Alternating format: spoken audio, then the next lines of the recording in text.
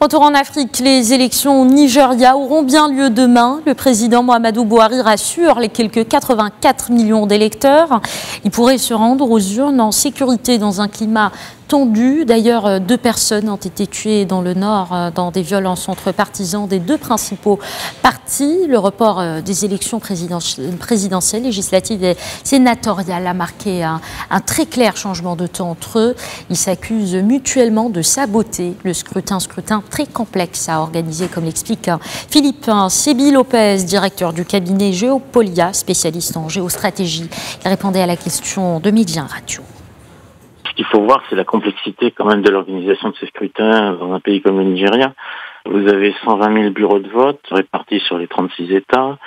Il faut se rendre compte de ces données chiffrées. L'acheminement du matériel électoral, par exemple, il arrive expédié d'Abuja vers chaque capitale d'État. Mais après, il faut que le matériel soit dispatché dans chaque bureau de vote. Vous imaginez, c'est toute une logistique. Il ne faut pas qu'il y ait de fraude.